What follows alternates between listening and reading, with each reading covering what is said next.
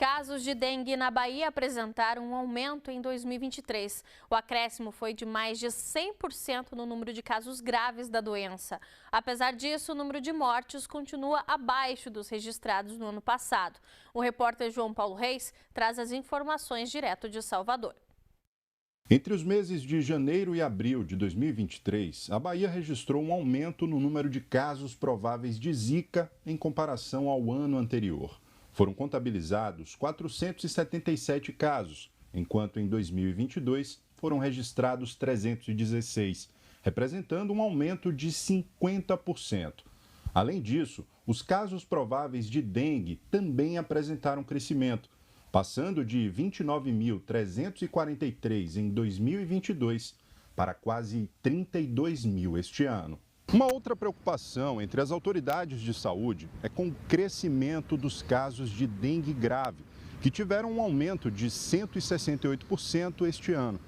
Foram registrados 670 casos em 2023, contra 250 no mesmo período do ano passado. Quando a gente compara até a semana 27, semana epidemiológica 27, que é o nosso parâmetro, que foi a semana que finalizou no sábado.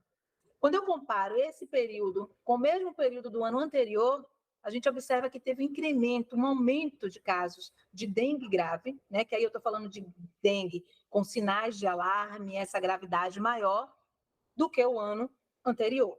Isso é preocupante? Isso é preocupante, né? Por quê? Porque significa que, ao nosso olhar de vigilância epidemiológica, já há uma mudança no comportamento das arboviroses. O aumento da incidência da doença durante períodos mais frios tem chamado a atenção, especialmente em determinadas regiões do estado que exigem um cuidado maior. A região leste nos chama a atenção, que é onde a gente tem a capital.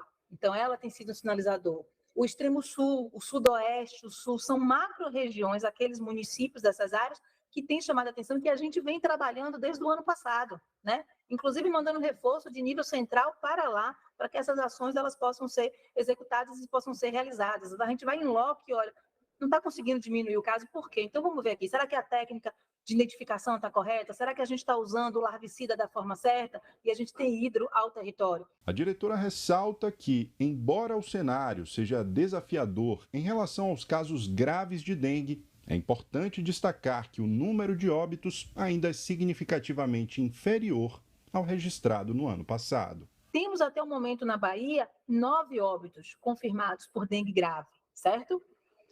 Mas quando eu olho esse mesmo período com 2022, em 2022 nós tivemos 20. Então, opa, a gente ainda está bem. Isso é bom e a gente não quer que aumente, né? Daí que desde janeiro, se você fizer um retroativo, você vai ver que a gente já tem alerta soltando desde janeiro. A situação da dengue, os casos aumentando, a gente já estava tendo aumento em alguns municípios, as intervenções. Aí é importante chamar a atenção que quando a gente fala de dengue, a saúde sozinha não dá conta. É uma ação que é intersetorial. E não é apenas a área da saúde que está preocupada com o combate à dengue. A prevenção contra o desenvolvimento do mosquito ganhou aliados na tecnologia. Uma tecnologia desenvolvida por uma startup baiana pode ajudar a conter o avanço da dengue e as outras principais doenças transmitidas pelo Aedes aegypti. Davi Luca é um pesquisador mineiro que se mudou para a Bahia junto com a família. Eles tinham tido dengue no estado de origem e queriam evitar os lugares de maior risco. O problema é que eles não sabiam onde eram estes locais. Foi aí que surgiu a ideia. Ele fez um levantamento de estudos internacionais que falavam sobre o desenvolvimento do mosquito e usou estes dados para elaborar as zonas de maior risco. Segundo as pesquisas, os fatores de maior impacto são a temperatura e a quantidade de chuvas. Há determinadas temperaturas que ele se alimenta mais e põe mais ovos. Outras, além de ele se alimentar e pôr ovos, o processo da larva se tornar mosquito adulto é mais rápido e até a carga do vírus é maior em determinadas temperaturas.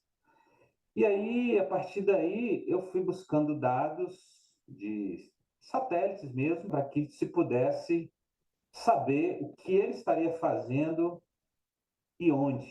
O mapeamento identifica o comportamento do mosquito em cada quilômetro quadrado e faz o cruzamento com dados populacionais, inclusive com o recorte de grupos de risco, como, por exemplo, os idosos.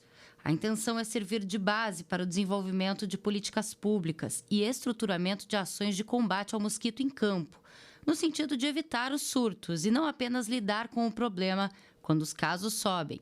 Quando eu mapeio isso e eu defino essas áreas de risco, eu consigo mostrar que, por causa de uma série de variáveis, né, como a própria estrutura urbana,